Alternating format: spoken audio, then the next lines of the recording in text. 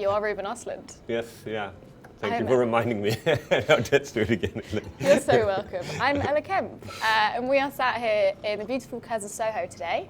Yeah. How often do you come to Curzon Soho? I think I've been here maybe 15 times or something like that. So basically every time I'm in London, I walk by here or go to the cinema here. And I've been here also a couple of times for my own movies. So. Nice. When you're not going to Curzon Soho, how often do you go to the cinema? I would say maybe it is like 7 times a year or something like that. Yeah, it's mainly I follow a couple of different directors, but also then of course if there's some releases that I'm curious about. And where I live now in Spain, we don't have a cinema in that little village. But I'm just going to go to, there's a good cinema in Palme. I live on Mallorca. I'm going to investigate the art house cinemas of Palme quite soon. Nice. So, if you're not going that often, what was your last meaningful experience in the cinema? Well, I mean, I think it was a fantastic screening when I was watching Once Upon a Time in Hollywood when I was in Cannes. It was the premiere in Cannes. And it's a certain kind of feeling, of course, when you go on a world premiere and the kind of expectations you have on a Quentin Tarantino movie. And I actually think it's his best one. It's the most personal one, and I liked it a lot. Your film's very much at home in Cannes. I'm wondering, what do you make of the audience in the cinema screenings in Cannes in particular? Why are they so suited for your films? I don't know. I mean, I think I have been working quite much with the dynamics and the rhythm of the film and watching it together with a big audience. So there's a huge difference of cutting a movie just by yourself and sitting and watching it by yourself, or sitting and watching it 3 people, than watching it in a room with 50 people. So I worked quite much on that. And then, I mean, there are a couple of kind of wild turning points in the film, and when I started the project, I said to my team that I wanted to create a wild, entertaining roller coaster for adults. So I guess the audience appreciated that. Yeah. Obviously, on a roller coaster, you've got many different ups and downs and different moments and turns and everything. Yeah. What's the moment you're most looking forward to audiences kind of holding on for dear life with in your film? Of course, it's fun to watch the storm on the yacht, and when the Marxist captain, get drunk together with a Russian oligarch, and he's starting to read out political messages through the speaker system, and we have these vomiting guests of the yacht, the passengers of the yacht, that have to listen to this for hours. So that is one scene, but. No, but it's a quite interesting movie to watch from the start to the end. And it's interesting to watch it with different audiences because, of course, the reactions are at least a little bit different. But there's one point where every screening I've been to, the audience is applauding. And it's when Abigail is taking over like the island and taking command of the island, and she says, on the yacht, cleaning lady, here, captain. And it's interesting. Like everybody applauds on that point. How does it make you feel when people applaud? I mean, both in the middle of the film and also obviously standing ovations when we're talking about film festival. That's a big thing. No, but if you go to screening the first time and you feel that the reactions are good, then it's a relief because you are nervous on. Of course, you're nervous on the premiere screening, and then it feels good. It feels good. It feels like this is the kind of reaction that I wanted. I've been on a couple of very painful screenings in Cannes. I mean, I had a release... Of your films? Yes, of my films. So I had a premiere of Play. And I would say that when we premiered the film, it was in Curzon, that section. The rhythm was not 100% working. And I had an old couple sitting in front of me. Me and the producer were sitting on one row, and in front of us sat an older couple. And the gentleman, as soon as he saw the first shot of the film, he goes like, oh. He like refused to look at the screen for the whole screening. He didn't look at. So no, he didn't want to. He didn't want to watch the film. He didn't leave. He waited very long until he left, and there's a scene in the end where I felt, okay, now you're going to get it, you know. But then just before that scene started, he's like, "Now I'm leaving." So I think that also that experience made me much more careful when it comes to watching the film together with an audience before the premiere, because you get to know so much about how the film should be edited. And yeah, I don't want to experience that again. No. Have you ever walked out of a film? Yes, of course I have done that. Why and when? What happened? I think mainly it have been because you think that the approach or the view of the world that the movie have, you don't agree on it. So, or it feels that it's repeating cliches or stuff like that.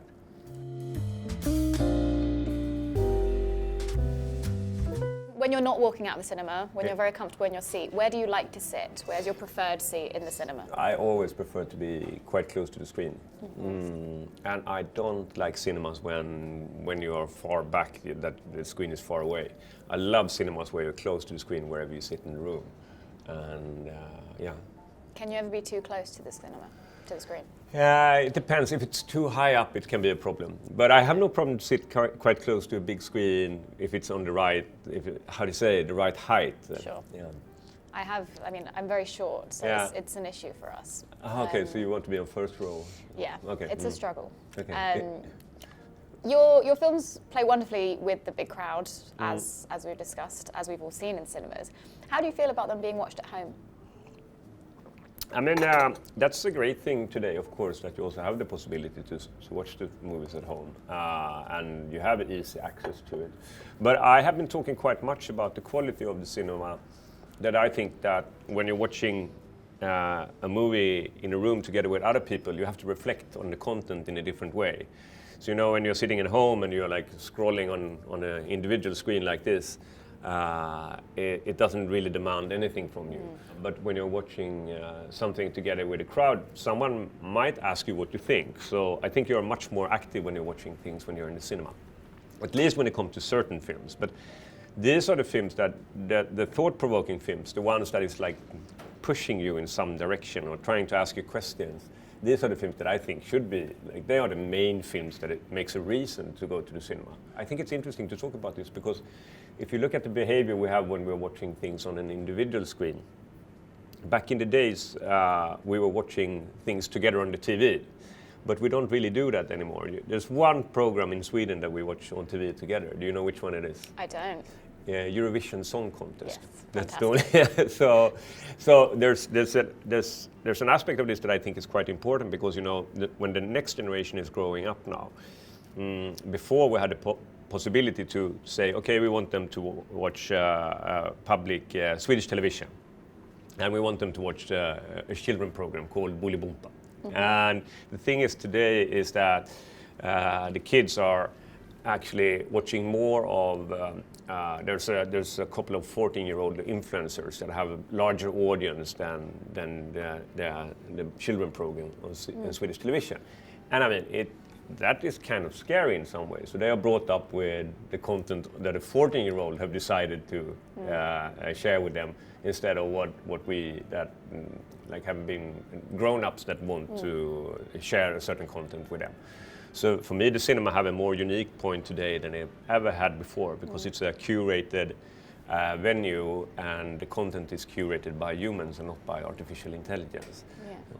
One thing that I think is interesting to talk about is I believe that moving images is basically the strongest way of changing our behavior. And there are so many interesting examples of that. For example, they have done a study on people that is watching a lot of romantic comedies, and they tend to divorce more than other people. How do you feel about romantic comedies?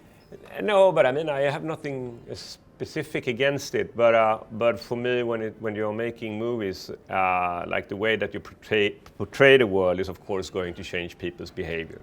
So. I have always been interested in, for example, I made a short film called Incident by a Bank. And it was something, I experienced a robbery attempt towards a jewelry shop in Stockholm. I became an eyewitness to it together with the producer that I'm working with. And so we are walking on the street of Stockholm, and all of a sudden we see two guys coming up on a Vespa. And they have helmets on, and underneath the helmets they had like ski masks on, white ski masks. So my friend Eric, he's like going, oh, why do they have like ski masks? And we are watching these two guys, and they're very stressed, so they don't have time to wait for green light. So they go up on the curb and they go across over the street. And Eric is saying they are going to rob the store. And I'm saying, no, take it easy. Like, just watch what's happening now. And they are parking the Vespa next to the building, opening up the saddle. There was like they could open up the saddle, and they take out two guns. And they run into the entrance of that store. And Eric is going, we have to call the police. And I'm the worst example of a bystander. I'm like going, no, we should not call the police, because in these stores there's a button under the desk that they push, and then the police is informed immediately. So I was like using all these references that I've seen in movies, but I don't have a clue about. Actually, I don't know if it's really working like this. And what happens is that the robbers, they come out on the street again, and they look up on the building very confused, and it turns out that they have gone to the wrong entrance. So they are putting back the guns in the saddle and closing it, and then they start going on the curb along this building, and the moped is very slow, and it's more and more absurd what plays out. But what I got interested in was okay, I had a very strong idea how I thought this would play out. And of course those references is coming from movies that I have been seeing. So when I made Incident by a Bank, it was a way, okay, now I really want to show you my experience in order maybe to give you a reference that actually maybe is a little bit more true.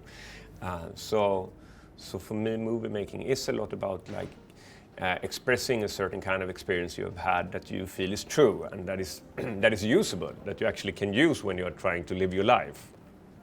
When you see incidents like that, do you have separate parts of your brain as a filmmaker, as a bystander, as a film fan, or does it all come into one? No, but like a human being, and you watch something, if you're working with, have you met people that is doing podcasts every week, that have to fill 1 hour of that podcast?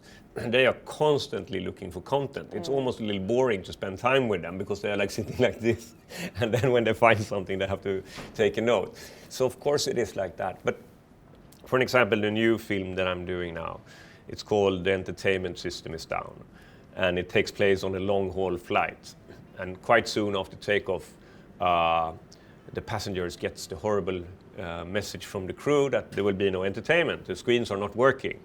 So slowly, when iPads and iPhones and so are charging out, the passengers have to be there, doomed to sit there with their own thoughts. And if I know that this is the film that I'm going to make, then you, of course, since you're working with the project for three years, so with Triangle of Sadness it was 5 years, then you constantly are watching for situations that maybe could fit into the film. Has it made you a nervous flyer?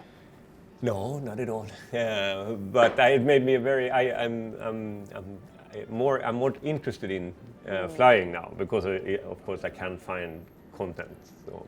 Do you get more emotional when you watch films on planes? Yes, or do you think it's very strange. But what was the last film that you watched on a plane that made you very emotional? But it's the absurd thing. It was Top Gun Maverick. Me too. So so I was like, okay, now I'm going to watch this, and I know that I don't like the content, but when I'm sitting there and watching it, I'm like, crying and thinking about Tom Cruise and being nostalgic. Do you think it was the altitude, or was it Lady Gaga's song? Which I didn't know until recently that it's the altitude that makes you very emotional. Maybe it's Top Gun. Maybe that's just maybe it's just anywhere you watch it. Maybe it's just pushing the right triggers. The last thing I want to ask you then is, at what age do you think people should start watching your films? My films? I have twin daughters, and they are 20, And I think this was the first time when they actually were really, really curious to watch my new film. Okay, and they have watched my previous films, but it was like that. It took a while before they really started to appreciate them. But Triangle of Sadness, I also heard that younger people appreciate than maybe the other films. So I don't know. It's great to consider that kids can watch whatever you want to show them. I mean, of course, you don't want to show them something that traumatizes them, but that you actually challenge them in some way when you're showing what content you're showing them. A friend of mine is a theater director, and he's doing theater plays in Gothenburg for school kids. I think it's high school kids.